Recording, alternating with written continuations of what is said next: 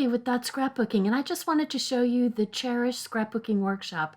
I'm just showing you the detail. I used texture paste and colored it.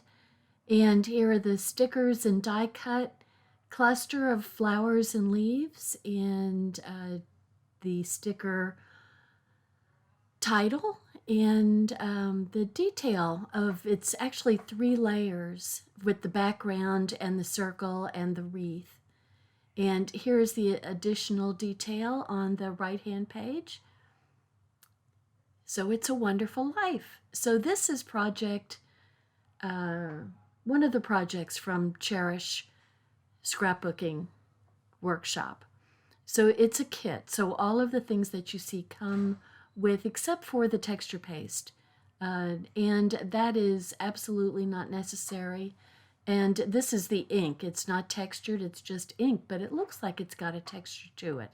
And it is made with, the detail is made with cutting stripes, which is on the paper that's provided.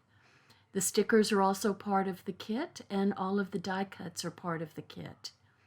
And the cardstock and all of the printed papers are part of the kit, along with the exclusive papers that you will only get in the kit.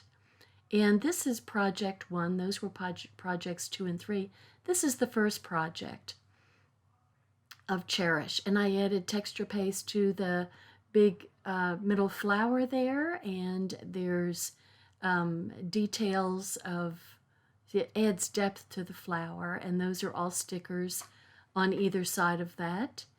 And there's the little scallop is also a sticker, and there's also some texture paste to add some depth to the floral piece. And I made the journaling strip there to add all your pertinent information to go with your pictures. So the other thing, this is one of the stencils that come with the kit, and I used it to add the texture paste and also to do the inking. So you get to learn and do. Hi, I'm Dorothy Smith. Thanks for watching my video, and please subscribe to my YouTube channel and learn along with me. Thanks. Bye-bye.